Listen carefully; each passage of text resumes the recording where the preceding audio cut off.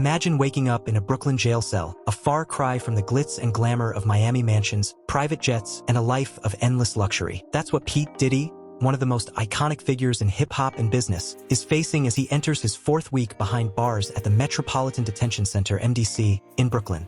But the question on everyone's mind is, will this third attempt at bail finally work? Let's backtrack. You're probably wondering how someone who seemed untouchable is now stuck in such deplorable conditions, and what it'll take for him to regain his freedom. It's been a roller coaster since his arrest, and today, we're diving deep into his case, the charges, and the monumental bail battle that could decide his immediate future. But before we talk about what could be Diddy's ticket out, let's start from the beginning. Rise and fall. Diddy, whose real name is Sean Combs, is no stranger to the public eye. From producing chart-topping music to running a multi-million-dollar empire, Diddy has lived the kind of life that most can only dream of. Lavish parties, mansions on both coasts, private jets, you name it, he's had it. But what the public didn't know was that behind the glitz and glamour, a darker side was quietly building, one that would catch up to him years later. Back in March of this year, federal investigators raided his homes in both California and Florida, collecting a mountain of evidence. But what they found wasn't just a bunch of flashy cars or luxury items. Hidden among the riches were illegal firearms, drugs, and most damning of all, dozens of electronic recordings. These recordings, according to prosecutors, are the key to understanding the allegations against Diddy. The charges. So what exactly is Diddy accused of? Racketeering, sex trafficking, and coercion are at the heart of the charges. But it's the freak-offs, a term you've probably never heard before, that paints a gruesome picture. These were reportedly orchestrated and often non-consensual sex performances, sometimes involving minors. And according to the prosecution, Diddy would record these disturbing events, allegedly using the footage to blackmail his victims into silence. Imagine the tapes that were once his secret leverage now being used against him in a federal indictment. The federal government claims they have mountains of evidence, from laptops and cell phones to dozens of cloud storage accounts that Diddy once believed would protect his empire. But the empire, it seems, has finally crumbled, leaving him in a Brooklyn jail as his legal team fights to get him out on bail.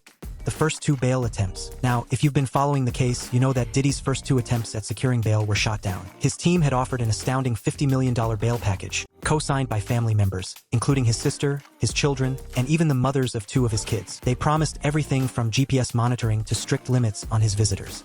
But Judge Andrew Carter wasn't convinced. His reasoning, Diddy's resources made him a flight risk. With private jets at his disposal and the world at his feet, the judge wasn't willing to take the risk. But wait, it gets worse. Beyond the fear of him fleeing, the courts also pointed to his history of substance abuse and alleged anger issues.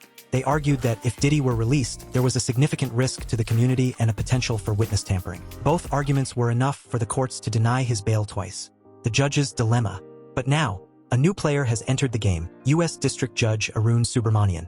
Appointed to the case just recently, Judge Subramanian has taken over, and he's not exactly a lightweight. With a legal background that includes clerking for the late Justice Ruth Bader Ginsburg and presiding over high-profile cases like the Department of Justice's antitrust lawsuit against Ticketmaster, he's more than capable of handling the magnitude of Diddy's case. So what makes this time different? Could Diddy's defense team, bolstered by the change in judges, finally sway the court? They're betting on it. After all, Subramanian has a clean slate in terms of this case, and with all eyes on him, he may be more inclined to consider the fresh arguments for bail.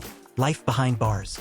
But while his legal team is working around the clock, Diddy remains locked up in MDC Brooklyn, a place notorious for its poor conditions. For a man used to luxury, it's hard to imagine the shock of going from penthouses to a dingy jail cell. His attorneys have painted a grim picture of life in MDC. Overcrowded cells, limited access to healthcare, rampant violence, and even a spate of suicides among inmates. Diddy was even placed on suicide watch shortly after his arrest, although he has since been removed from that status. He's currently being housed in a protective unit, away from the general population, for his own safety. Despite his isolation, Diddy has been able to communicate with his family through phone calls and has even had in-person visits. But the harsh reality remains. This is a man who went from jet-setting around the world to taking showers in a jail that's been described as borderline uninhabitable. What's next? So what does the future hold for Diddy? His third bail hearing is on the horizon, and this could be his final shot at getting out before the trial begins.